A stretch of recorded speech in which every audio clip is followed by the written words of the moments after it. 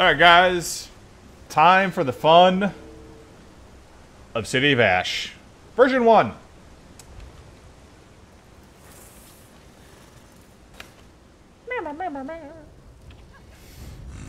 Time for the namesake and dungeon helm of this dungeon.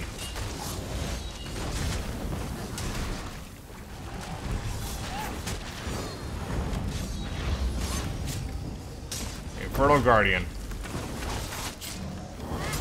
You beat him, you get his helmet. Well, you have to actually beat the entire dungeon, but...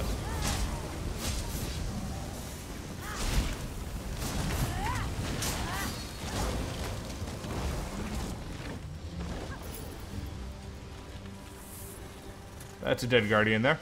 And, of course, searching the back area for heavy sacks and chests. Alright, next boss here. Mr. Gloor Bankenhilder.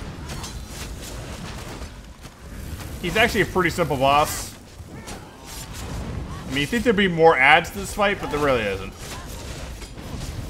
So I probably should talk a little bit about the last fight, because I didn't do too much with it, but... Man, this guy died even faster than that. Mostly have to block off some of the other stuff there. Now, the last fight, not too much other than just a tanking spank there. He does have some nasty AoEs you have to bash, but it's nothing that you can't survive. Usually people die because they just stand in red. It's not that hard.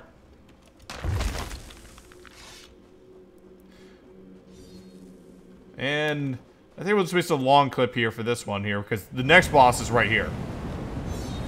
This one is a more challenging one for this dungeon here. I'll show you why. I will harvest your soul for the Deadlands. So he targets the one person there. It's a pretty nasty attack.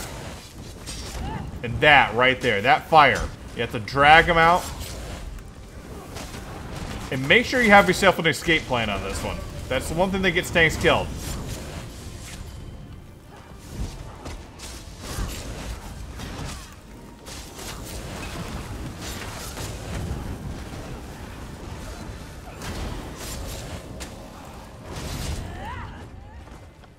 He's dead. Not that hard for this one here. Again, keep your feet moving, block those heavy attacks, and you should be fine. After that, just jump off, get ready for the next boss all the way over the other area. Okay, the next boss, I'm going to start it right now. The next boss you're basically going to get after you start with these mobs here. Light it up. From the side. Most people who pull will go right in here and get the next one.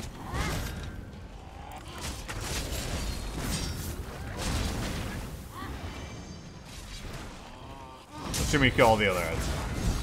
There you go. Dark Ember.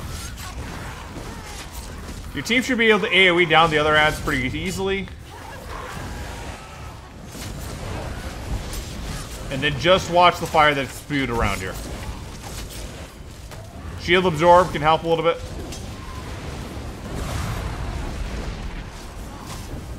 This is about the only time that the fight actually gets a little bit more serious here.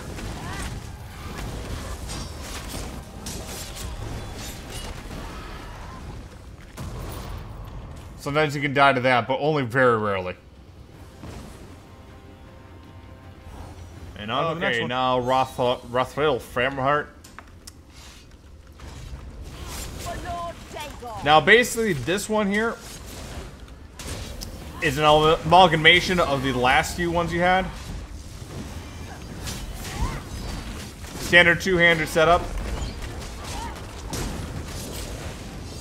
Does a fire around her. It bursts into 4 clones. Clones die pretty easily. They have less health than her.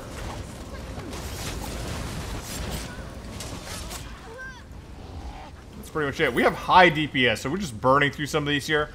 But again, not too difficult with this boss either. Just kill the ads, keep a lot of AoE down for your DPS, and tanks should be able to take pretty easily too, in more than one. If you have a standard setup, you don't have to worry about a DPS setup or anything else like that. And now for another long clip here, because the next boss is just right after this one.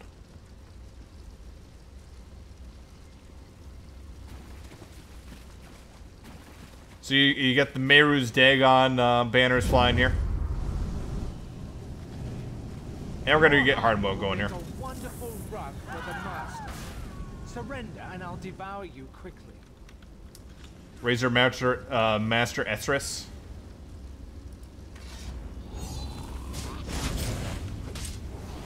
Now this is a bowcaster. He's going to teleport around the room. Rise, minions. And some of these Flame Atronachs. You don't really have to worry about the Flame Atronachs too much.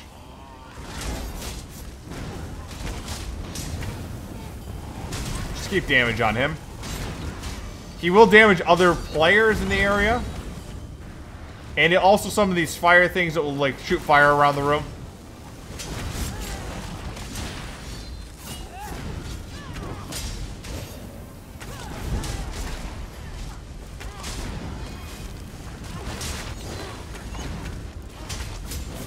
Rise, minions.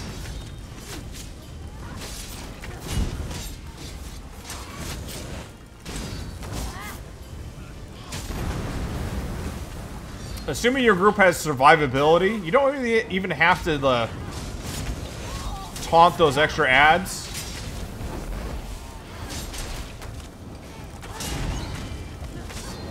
But as a good tank, you sometimes have to do that. Stop before it's too late. As you can see, he's getting execute phase. He summons more of them. He decided, but he's gonna die pretty soon. Sea of Ash Survivor 1. No one died. Now you can see here, like the big issue that you may have in this is the water. Try to swim over, you might take some damage here, but it's again not that hard of a fight with this one. Really, the only reason you ever die in this dungeon is just stupid stuff. Anyways, guys, I'll catch you later at City of Ash 2. And in the meantime,